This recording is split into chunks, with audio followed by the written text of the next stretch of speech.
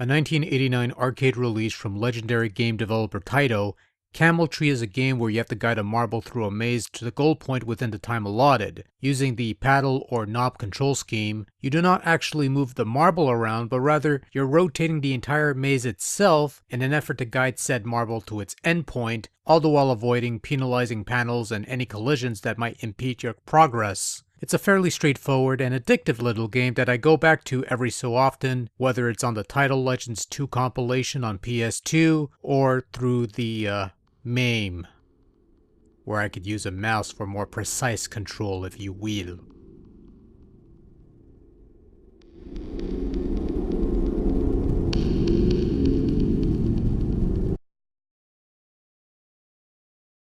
In 1992, Taito ported our Camel Tree game over to the Super Nintendo Entertainment System, although for some reason when ported to North American soil, it was given the oddball name On the Ball.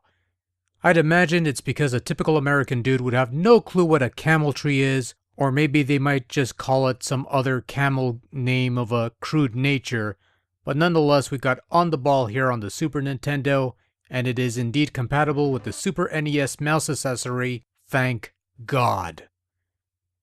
Upon starting the game, you have the option of picking from one of 4 courses: Training, Beginner, Expert, and Special.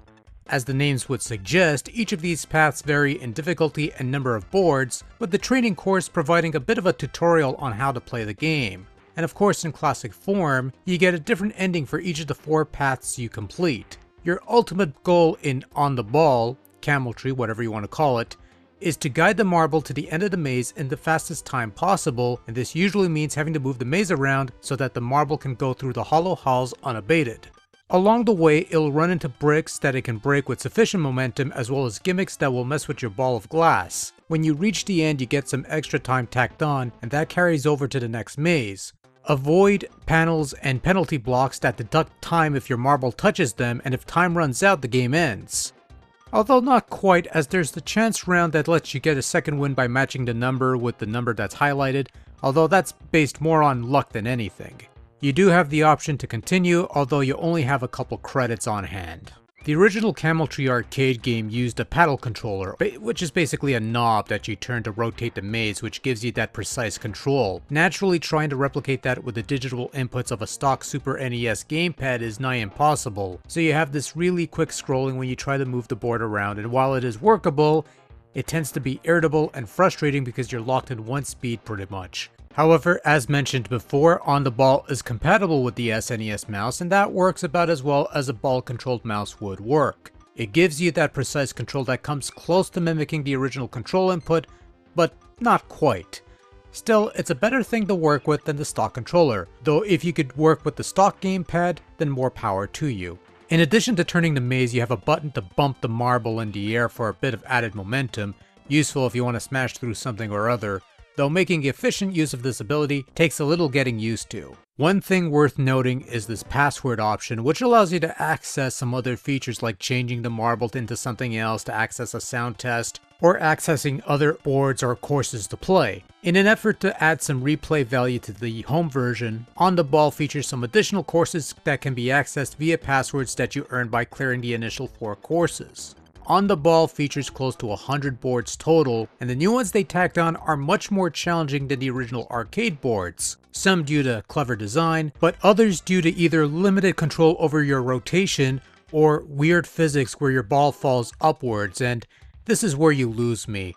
In all honesty, I liked it best when there are no additional gimmicks added to the boards, where the only true enemy you had to contend with was the clock.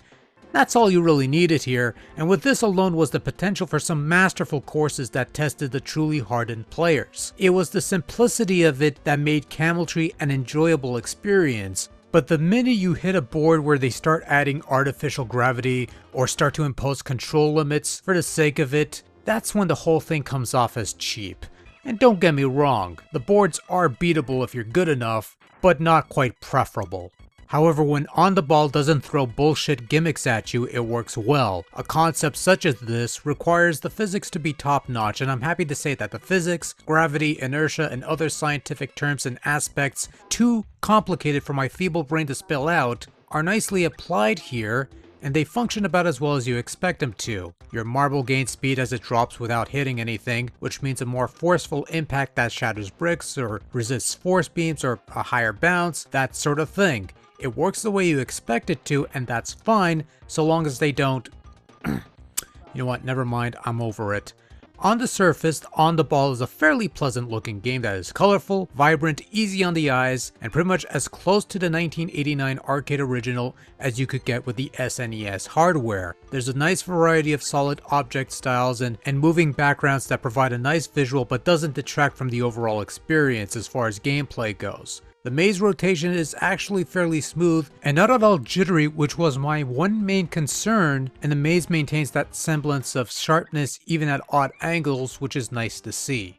Sound is nothing to brag about, some average quality cutesy and fitting melodies and a couple annoying jingles with some tinny sounding sound effects. I will say that the tunes on the SNES side sound a bit richer for lack of a better word, which makes for a slightly better listen compared to the arcade original. Other than that though, the sound's alright, that's pretty much all I could really add to that, so yeah. Overall, On the Ball is an exceptionally enjoyable little game that's easy to understand and grasp while also being fairly challenging to conquer in the fastest possible time. It's simple, straightforward, and just straight up fun until they start adding in stupid gimmicks on some of the later boards, because that's just ridiculous. But indeed, the additional boards that the game offers behind a password wall is what boasts the overall package a bit and gives this version of Camel Tree some added value.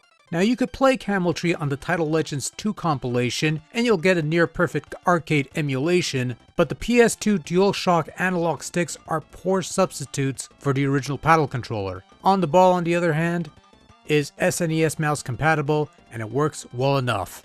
On a whole, On the Ball is indeed on the ball, and is a cheap enough game that's worth checking out if you have an SNES mouse and you want to give that a little more action or something.